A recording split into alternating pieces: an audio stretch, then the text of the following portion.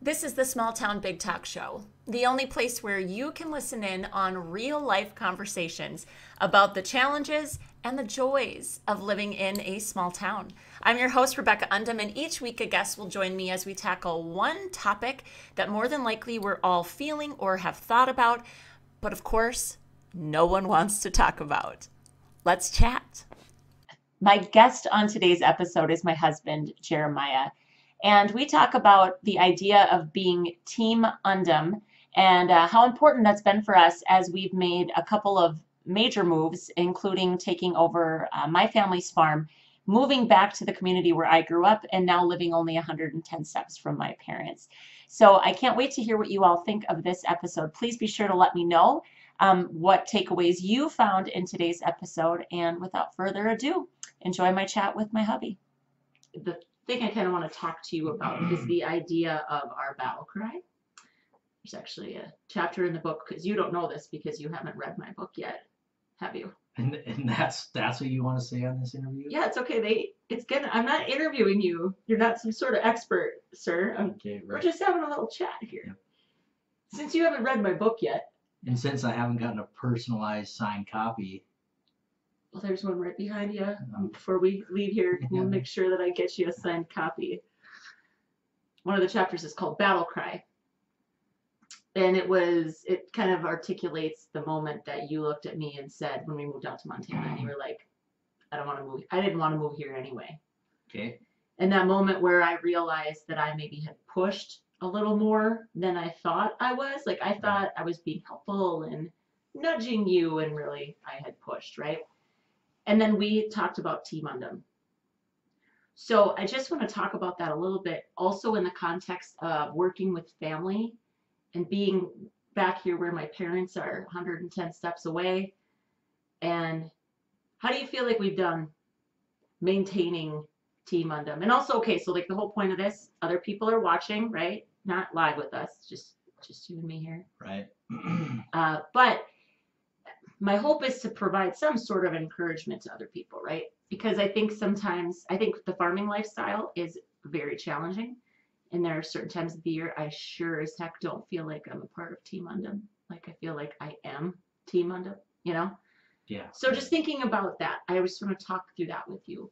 How do you think we're doing? Why do you think it's important? Why is Team Undem what we chose to do? It's a lot of questions. It's a lot of prompts. Just go. I'm trying to give you a lot of things to speak on so you can pick whichever feels good and go. Well, so we start at the top of the pyramid then? Yeah, if you'd like, yeah. Okay, so Team Undem. Team Undem is, well, there's a lot of different facets. Yeah. That make that. And some of them are sacrifices and compromises. Some of those sacrifices and compromises are given, or they're a little more one-sided, I should say.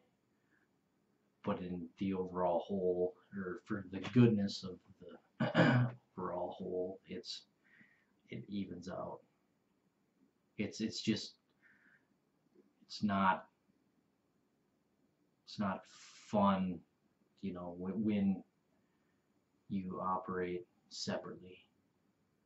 Oh, because right. of, yeah. You know, just the challenges that brings in itself. That what brings? The farming life, the busier times of the year, where there's separation. I mean, there's actual physical separation, right? But it plays into the bigger picture, the whole. But it creates, or it makes you feel like islands, you know, and right. And but you have this family, or you guys and the entire family over here on one. You mean like our nuclear unit, like, or who? Which you family? And the children. Yes. Okay. You know, where living a life, doing our thing. Yeah, and I mean, and it's not fun for me out here not being a part of that. And I'm gonna just say it that like one of the things is for me, I always feel like it looks like it's probably a hell of a lot of fun. But I get right, that it's not. Let's revert back to the live event that we did from the combine where we made it 100 yards into the field, Right. and the combine broke. Right. I mean, there was nothing fun. That was about a 9.5 hour fix to put that whole thing back together. We never came back to show the viewers that you eventually did combine. It was right. It was okay. But I mean, so it's, yeah, I'm not here, but right. it's there's good days and there's bad days, and you all who watched that maybe got to experience the beginning of a not so fun day. Right. I think it's just, so you went straight to farming, which is okay, but Team Undem came about well before we were farming, right? But so conceptually, I'm starting backwards, to where we're at now. So what part of the pyramid is that? I'm kidding. It doesn't matter.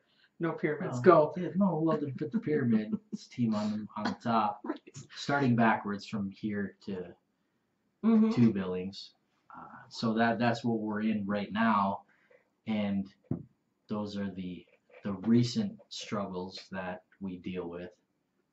So the struggles that we had. Real quick before we move on to that, I think, because we're talking about marriage, and we're just talking about the strength of a marriage, that it's not easy. It's so simple for me as a farmer's wife to get into the mindset of like, you get to leave every day.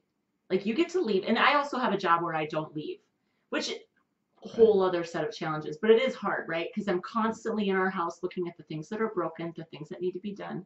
And I just don't escape it unless I physically leave to do an event or something, which happens. Yes.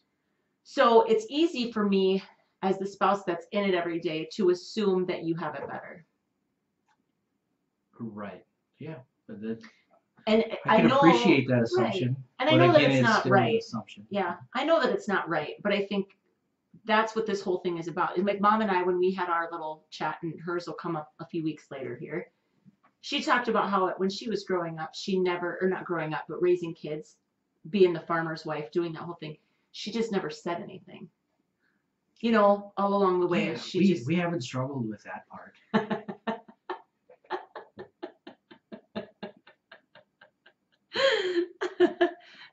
You lucky guy, you. No, anyway. But the point being, honestly, silence isn't going to be a good route to take. Sometimes I absolutely could keep my thoughts to myself. They don't always need to be said. But if I'm feeling sad about something, even if I'm feeling like I'm resentful of you because you get to leave the house and I'm stuck here with these 3 kids, and on a good day it's fine, and on a bad day where they're all having a bad day, it's a bad day, right? Absolutely. But I still think it's okay for me to look at you and say all of that, as long as I can in turn listen to what you're thinking and feeling and going through. Because on the flip side of that, my mom said Dad didn't come home and unburden his heart to her either, and he almost lost the farm during that whole period of time. Right. So I also think it's equally important that I can convince you to talk to me, and sometimes it's literally like, come on, tell me what you're thinking, But anyway, that's. And I don't know if you're looking for an explanation on that. No, that we don't. You ain't nobody got time for that. You've got somewhere you need to be. Right, but it's just my logic and how I think, and it's a fix-it mentality. Right. And so the reason why those burdens maybe aren't so much shared is because it feels like, what's the point? Yeah, I mean, how you can't, tell me how to change a bearing in the discharge beater or whatever. I don't even know what that is. Exactly. So it's just a random. Anyway, it's just. I think though that the core of communication is that if you're feeling something, I can lighten your burden by sharing in the feeling with you, like being a safe place for you to share that feeling. That to me actually is important. Are we in the nest? The nest. Safe place. That's the safe place. Okay. But being wired very differently, that's part of it too. Anywho, there's multiple things that you asked as far as these questions and working backwards. Yeah, I don't know what your thought process is here, so I'll just Well, I it laid was, out a few things. You go. Yeah. Say whatever you're gonna say. We'll rip. It's it fine. was, Mhm. kind of got taken off the path. Was it here. hard for you? Well, no. This The- it's called a conversation. It's I not. struggle with those. It's not three Um, talking points where you have to espouse your thoughts So, on. anywho, so that's where we're at now, and at times, absolutely wish I was back in Billings, than 110 steps from the neighbors. Right. It's just, and I would only think that they would think the same thing. I mean, there's challenges that come with that. I have a specific question for you about this. Yep. And I said this with my mom too on our little talk. There was a time when I looked at you and I said, if something happens to my mom, I'm out. Like Right, of yeah. Oaks, right? I can't do this. I can't stay here if my mom's not here. I told her, and I'm telling you that I don't feel that way now. Right. I mean, Yeah. I've grown into not, and I don't think it's a cutting of the cord specifically. It's just I didn't have people when we first moved here. My mom was really important to this transition to Oaks for me. There's a period of time, especially when our babies were little. All right, there's a lot of dirty diapers then. You had to physically feed the children. Yep. Times those stages were different. Right. Now it's different. So we've moved past that. But the question I have is, even though that's now the case, right, that I don't feel like my lifeline is my mom. Right. What would you say to a woman that maybe, so this feeling of being this close to in-laws, if you had not advice specifically, but has that been challenging for us, knowing that it's not because I'm overly attached to my parents? Like, that's not the issue. Maybe at one point in this journey it kind of was, but now and what do you still struggle with? Like, if someone could give you advice maybe about how to maneuver through that relationship, like how in the front of your mind is that tension? Because it's a challenging thing. Not only do they live right there, but you work with my dad, And how has that impacted us? Because I want to try to keep this as focused on marriage and like us as possible. But this is a dynamic that I really believe a lot of the people that are going to watch this relate to, being really, really close to Maybe family. Yeah, some I will. guess let's get the image of, if anybody's ever watched the TV show Everybody Loves Raymond, it's not like that at our house. That's not it.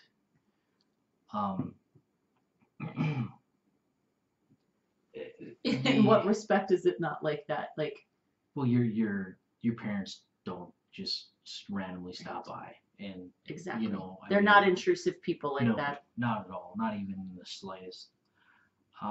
Thank you for acknowledging that.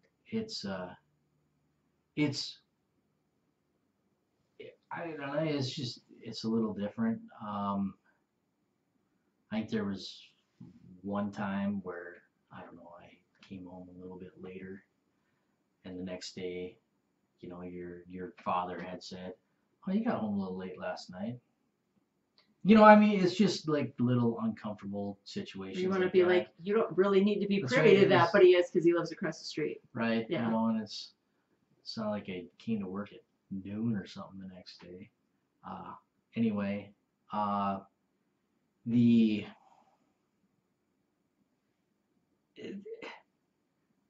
honestly, when it comes down to it, it's not really a big deal, because there is separation, and it's amazing that they can live right next door and you can see them as little as you do. Right. I never thought that would be the case, but it really truly is. Yeah. The hard part is, it's the struggles with everybody. I mean, you want to focus on the marriage end. I mean, there's days where, there's going to be some animosity, between me and your dad, and what I try hard not to do is have to pick a side. You mean to ask me to pick a side? Yeah. Right. Because I understand and respect the position that you are in, and don't envy that at all. it just can be very difficult. But you just at the end of the day, you weigh the pros and the cons, and honestly, it's way better than it is worse, I guess, if that makes any sense. Yeah. It's Yeah. not as bad as the problem that you may be feeling that day. In the big picture overall, it's just the little things, that eat at you Right. and Do you bother you. do you feel like I've supported you Absolutely. as a? No question. I mean, emotionally, I'm not Sure. financially supporting us so much. Yeah, we're okay. All right. I love that. It just shuts off, but we're still going. So, that's important to me because that's been a challenge for me, is to hear what you have to say about an interaction with my dad and not get defensive on his behalf. When we first started rolling at this, I was a lot worse at it, I think. Right, where yeah. I had a quicker trigger. I felt like you only saw the bad, and and that's I don't feel like I'm as I'm more neutral now than I used to be, but I still, number one, my allegiance, loyalty Sure. is with you, but I also feel like that means to help you be the best version of yourself that you can be. So helping you see maybe other angles, and you're very willing to do that. It's one of your strengths as a person, is you're level-headed, but you're not, and you're stubborn, but you're not. Thank you. You're welcome. So am Right. I. But you're not so arrogant that you think every time you come to me with something with my dad, for example, if you're going to talk to me about it, you literally say, help me understand this, or am I missing something, or like, is there some other way I should look at it? And I've always really appreciated that. I kind of feel like I've come to know that if you don't ask for that explicitly, you probably don't want it, or even just to say, like, what kind of help are you looking for here? Right. Do you just want to vent and I'll listen? Which is honestly, that's one of my bigger tips, I guess. If I don't want to talk advice, but like you said, you're a fixer by nature. There have been so many times that I have come to you and I'm just like, whoa, and I like unload on you, and you immediately go to, we'll do this. Just stop doing that. Stop seeing that person. Cut that thing out. And I get so pissed. Like, look, dude, I just want you to listen to me. I don't need you to fix all my problems, right? Like, but that's kind of your nature, and I think maybe potentially somewhat of a trend with men and women in general. Right? Yeah. Maybe? Nothing to add. I know. That's okay. So, are you going to back all the way up then to Team Undem, how it came about, why it came about, why that still matters to you today? Well, there's three pretty solid reasons why it matters. You have a bullet pointed list. Please Yeah, please there tell me. are 3 children. Oh. Okay. Yeah, go. Keep going. So that's when we decided to make that move to Montana many years ago, what did I say? Because you seem to remember exactly what I say a whole lot better than I do. But That's on the record. Did you know that? You just said that on a video. Well, you said, well, you quoted me earlier that I said this. I'm gonna remind you of that when we don't Sure, remember something the same way. Anyway. Are you talking about when we kind of had the realization that we were gonna move back? Yeah. That I said. So we were talking. It was all in the context of you really not enjoying your job, and I was trying to fix it for you. Like, yeah. I was looking for other jobs for you in the Billings area, all in landscape architecture, right? Which was your degree. And so I kept bringing things forward, like, well, what about this? What about this? And you were like, I'm not going to want any of those jobs. And I was kind of frustrated, like, well, what do you want then? And you're like, I never wanted to move here in the first place. Because you actually, when we were flying back from Billings, when the firm flew us out for the visit, yeah. I was just like all buzzed and excited because, ooh, we can move somewhere and have an adventure and it'll be great. Yeah. And you said, I'm afraid I'm not sure I'm going to like this work. Like, you knew, it's weird. You went all the way through this really specific degree, I think knowing in the back of your mind the entire time that the actual work itself was never going to thrill you. It didn't help that I didn't land in the right spot. the To first start time. with, yeah, right. So that pushed me probably in one direction than the other. But Right. as far as the move out there, I I recognized, understood, the sacrifices that you made while I was still in school, the job that you had taken just, to have a job pretty much. But I loved that job Sure, at the right, time. absolutely, and you were very good at it, but there was the free spirit that wanted to venture out and wanted to go because you had never done that, and I had already done that in a time in my life, That's in the book, by the and way. You right, actually said that to me in yep. that conversation. And so, You and said I I knew wanted to you get, needed this. I wanted Yeah. you, to have that experience to realize what was best for you. And when we came back, you had said to me that that was what was important to you, and you wanted to be back closer to your family. I did. And so, And you said that as and well. Like yeah, I right. miss, It just I miss home. so I mean, that's what we did, what we went through, and I mean, it all worked out just fine. Uh, I never in 100 days would have guessed that. It was only 100 days. Yeah, Yeah. days, Mhm. that we, would have ended up here in this particular situation, but I couldn't be happier with what I'm doing. Uh, there's, it's so when it comes down to it, I mean that's what Team Undem has been through, on a larger scale, and I think for the most part, it's still pretty strong. We're doing okay. Yeah, we're all right. I think the whole thing was that was the first time that came out of your mouth or my mouth. I think you're the one that Team Undem. Right, right. And it was this conscious decision, like the decisions about this family unit at the time. It was just you and me. I mean, that was it. Right. But it's here. It isn't here plus all of them out there, which over the years has been a lot more challenging than I would have thought it would be. Sure. Your mother had some strong feelings about our decision to move here when we first made that decision. She most certainly did. Um, And she was vocal about it. Quite. Yep. Mm-hmm. She didn't. Yeah, She she didn't hold wasn't back afraid. at all. Yeah, She it wasn't. was- I think she thought she was part of Team Undem. But But that's. she was I think. part of the decision-making process, and that so Yeah. much wasn't the case. Right. Well, but that's even the case. I have like a total tickle. Yeah. Oh. That's even the case now, is to be sure that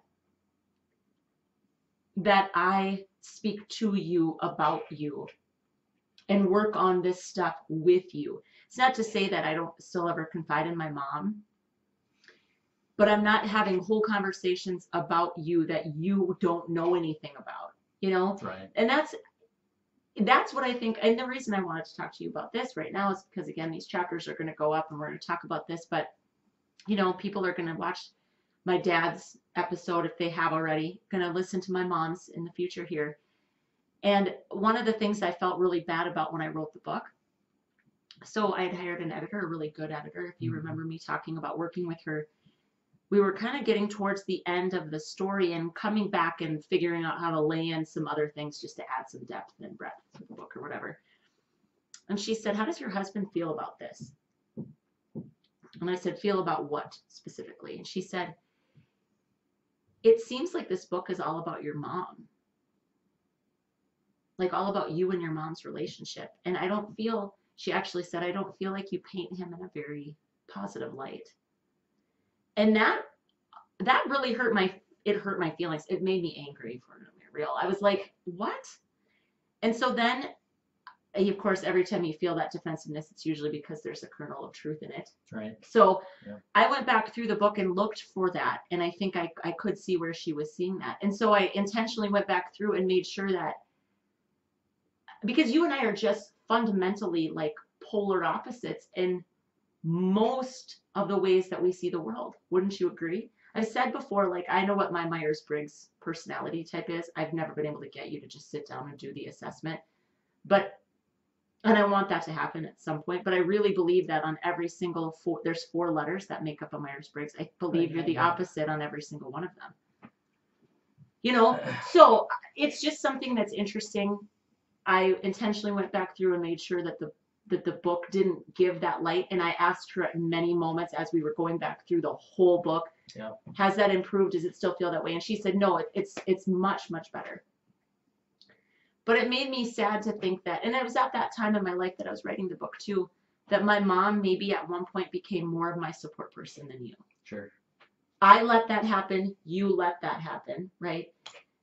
And so I would say that that was the time when Team Undem kind of had a third wheel, maybe.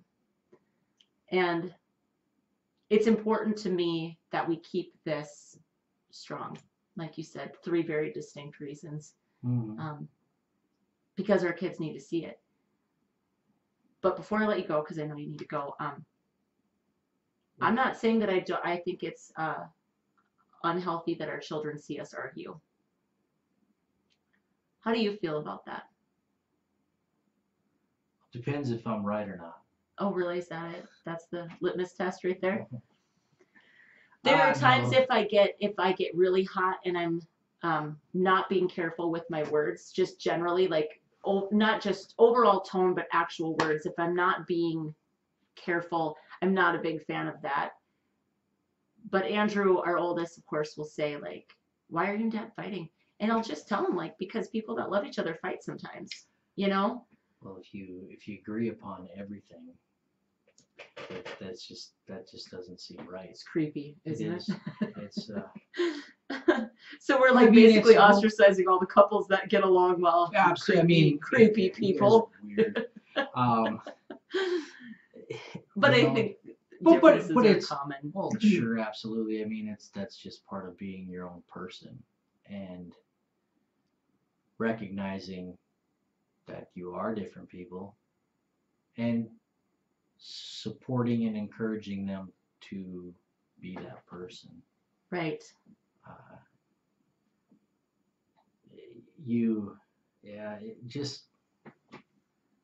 I was only 22 when we got married. I was a month shy of turning 23 when we got married. Yeah.